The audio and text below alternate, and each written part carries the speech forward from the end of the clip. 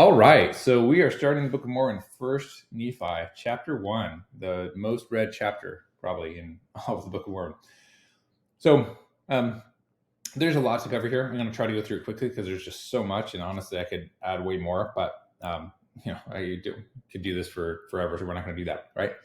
But I'm going to go through some really top highlight things that are really cool, and hopefully you learned something new. I'd be surprised if you didn't, because I learned a lot here. So first off, First Nephi, again, kind of what I talked about in the other book, other video that talks about the translation process.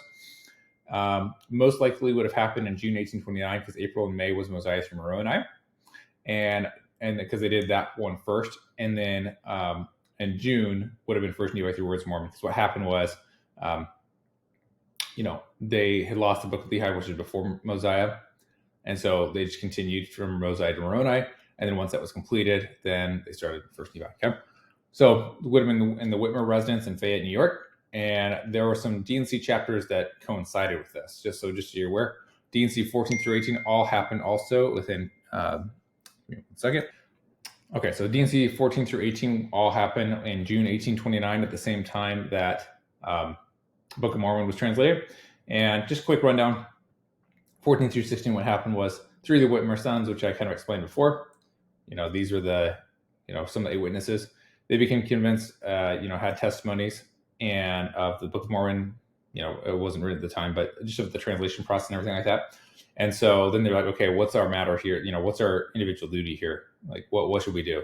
And so D&C 14 through 16 is response to the Whitmer sons and, explaining the role they're going to play. D&C 17 is the promises to the 3 witnesses that they're going to see the plates and also the sword of Laban and other things, right? So that gets promised and then, later fulfilled in their vision. And then D&C 18 is the calling of the 12 is revealed. Oliver Cowder and David Whitmer are going to be the ones in charge of searching out the 12. So that was interesting. Okay, so it wasn't actually Joseph Smith who called the 12, if I understand it. I don't know the full details on that. Maybe I'll figure that out later. But they're the ones in charge of searching for it. Okay. So author of the Book of Nephi is obviously Nephi. It's also Lehi because Nephi is abridging Lehi's words. And then there's revelations from angels and the Lord himself. Okay. Audience, who is it to? It's to descendants of Nephi and a modern reader.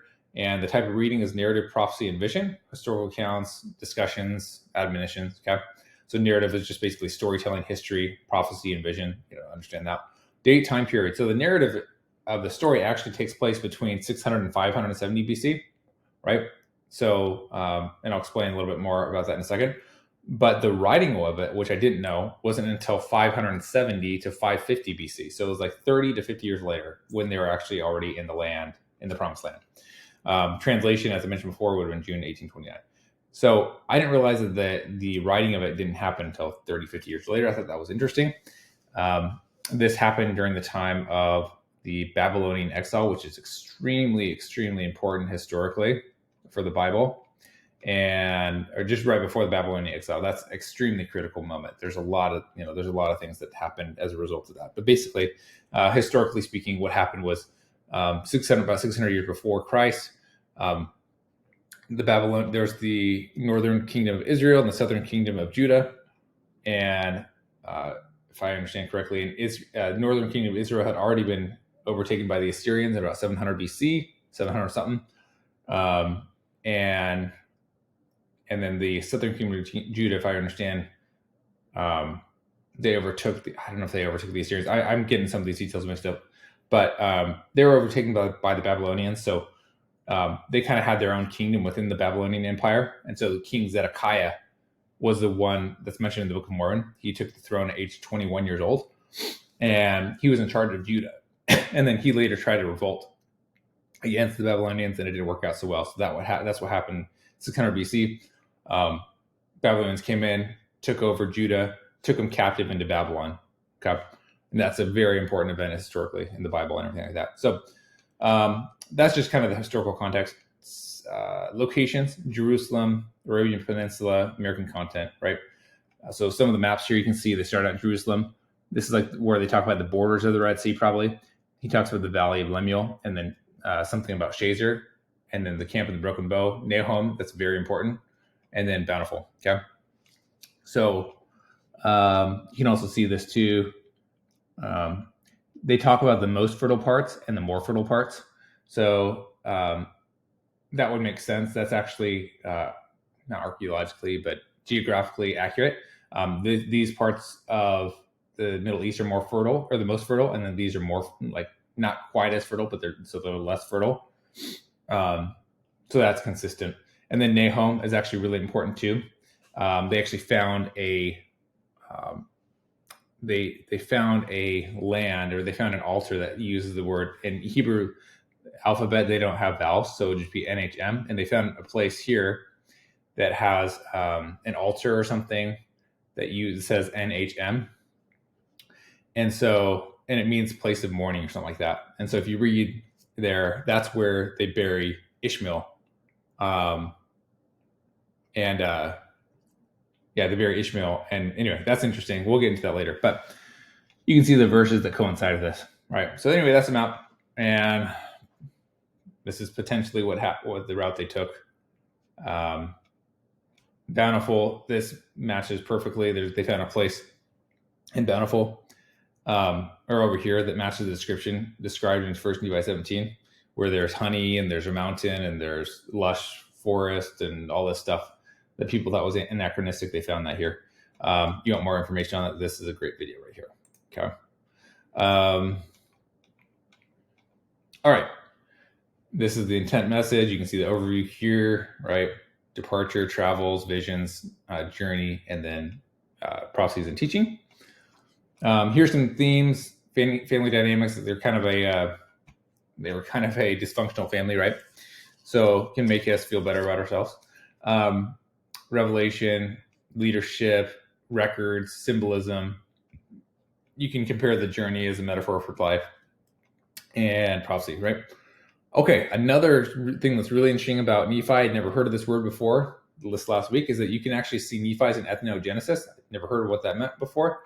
But basically, as I mentioned before, Nephi's not recording events as they happen. He's a middle-aged man recounting incidents from his teens and early 20s with full knowledge that life in the Promised Land has soured, that there has been an irreparable breach with his brothers, and that his closest relatives have spent years trying to kill each other. Right? So ethnogenesis basically refers to a process by which people come to understand how an ethnic group came about, right? And so this is very common in biblical accounts.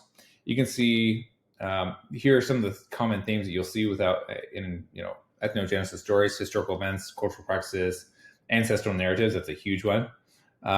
Geographical connections, interactions with other groups. So those are kind of the key things. Here's some examples of this. The biggest one, obviously, would be Abraham. Abraham is absolutely an ethnogenesis. Covenant with God. He says you'll be a land of many nations. You'll have, land of promise, stuff like that. He travels from Ur to Canaan, and he says that's his land. So a lot of it has to do with bloodlines and land, right? And descendants right here. And then Moses here, very interesting.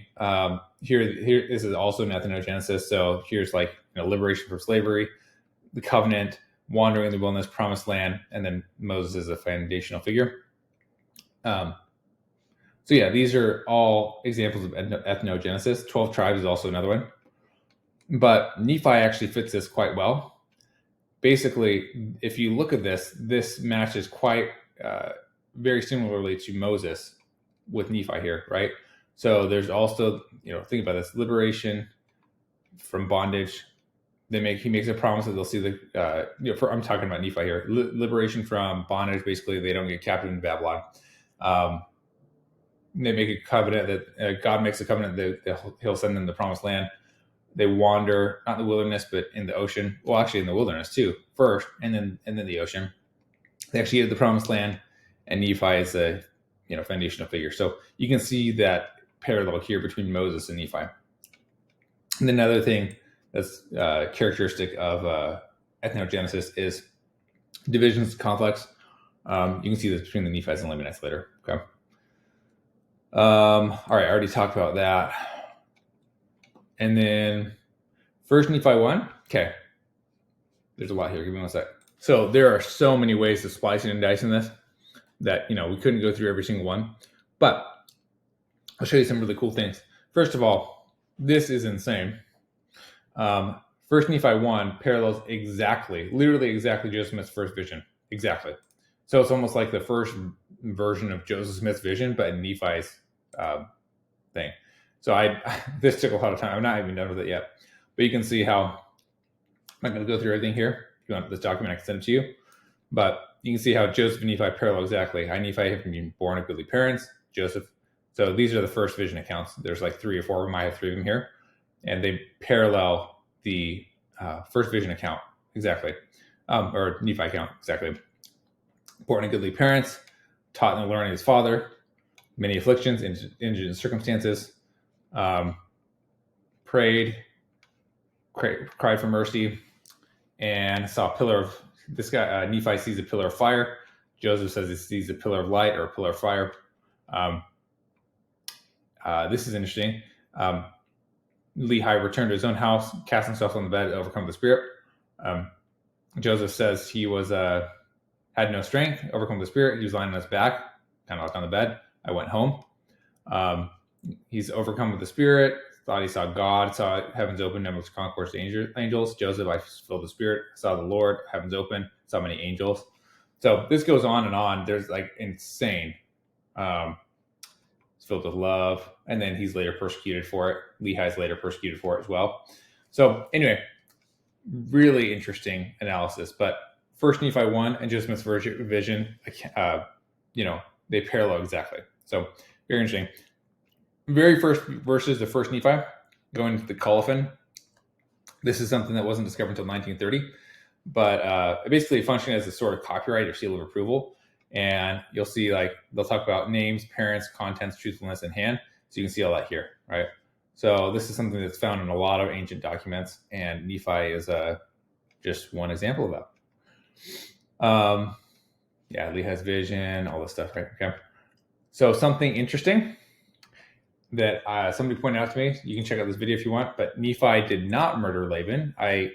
This guy convinced me of it. He did kill him, but he didn't murder him. So the 6th commandment says thou shalt not kill, but it really should be translated thou shalt not murder. And this was actually an execution, not a murder. So what happened was, you can see here, Laban was refusing to, these are all offenses, I guess, under the law of Moses that were guilty of death, capital offenses. So refusing to follow the Lord's commandments, giving there's profit, robbery, bearing false witness, and attempted murder. So all these Laban did. So he was guilty of death on multiple counts. But there was no one, because Laban was a wealthy guy, there was no one that's going to challenge him, and no course, whatever. And so basically, Nephi is acting as that judge in this sense, or this, God is through him, basically. And also Laban kind of lays out the terms of his own death, because in 1 Nephi 13, 3 verse 13, he says, thou art a robber and I'll slay thee, right? So he says, okay, so basically in this text, Laban is saying, all right, robbers are guilty of death. But then he goes later and he robs them of their gold when, Nephi's brothers come and drop the gold off, their father's gold off of him. So he robs them, he basically lays out the terms of his own execution. So it was basically an execution. It was not really it wasn't a murder. So this actually didn't conflict with God's commandments, as some might think, and is what I thought. Some people think, there's exceptions. This guy convinced me it wasn't an exception. It was just, it wasn't a murder. It was an execution. Other thing this guy pointed out, I thought was really cool, is that Nephi didn't actually fail. The first 2 attempts kind of justified Laban's guilt. So, when they first came, they gave him the command, and then he said no, right? And then the second time they came, gave him the gold, and and then he robbed them, right? So these first 2 attempts were kind of setting up for when Laban would be delivered in Nephi's hands. So I'll talk about that here in a second. There's some lessons that we can learn from that. Okay. Another thing that's really interesting is in 1 Nephi 4, we get our first supposed anachronism. So anachronism, if you're not familiar with the term, is basically something that doesn't belong to its time period. So it'd be like, somebody saying, like, it'd be like George Washington saying, hey, I picked up my iPhone. And it's like, okay, that they didn't have iPhones back then, right? So one of the supposed anachronisms of First Nephi, or in the Book of Mormon, the first one here is in First Nephi 4, and that's the use of steel and precious metals for the hilts. So the swords, some critics had said that there was no such thing. They didn't use steel for swords back then, or something like that, or they didn't have steel back then. That's now been debunked, and you can see the video for that here. And they also found a sword before this time, before 600 BC, where the hilt was made it wasn't made out of gold, but it was made out of silver, which indicates they used precious metal. So you can see this is an interesting video if you want to take a look. All right, so now just wrapping up, some key insights. We have faith, obedience, commitment. Obviously this is the most important part. Faith, obedience, commitment, multiple attempts. Something that's interesting is, as I mentioned before, the first two failed attempts, which weren't actually failures, they could have easily lost faith and given him said, "Oh, we already tried. The Lord didn't keep his promise. Let's go home," right? Because if they're thinking in their head, "Hey, we're going to go there, and the Lord's going to deliver us," but then they go and it doesn't work out, they're like, "Oh crap, where's my faith? I guess the Lord didn't keep his promise. What's going on?" But they kept going on anyway, believing that this is all part of the plan, and that faith is what allowed them to work a miracle. And so they tried their best. They tried to reason with them, then they tried to give them gold, whatever. And then after that, they didn't know what to do. And so Nephi's like, "All right, well, I'm just going on faith that, the Lord is going to prepare a way for me. I don't know exactly what's going to happen." 1 Nephi 4:6, I was led by the Spirit, not knowing before and things which I should do. But he just had faith that the Lord would deliver him. And then at that point, that's when a miracle took place. So the promise was eventually fulfilled due to the faith, obedience, and relying on the Spirit and doing it multiple times. So the miracles were that Laban was delivered into his hands, and then also Nephi used the voice of Laban, right, to talk with Zoram.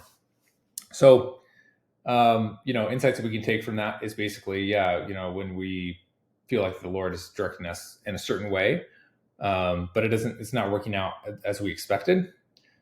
Sometimes it's just like we have to keep going in that direction before, to show our faith so that, God can work a miracle. So that's it for this week. Hopefully you enjoyed it. If you have any questions, let me know. But I hope this was insightful for you as it was for me. Thanks. Take care.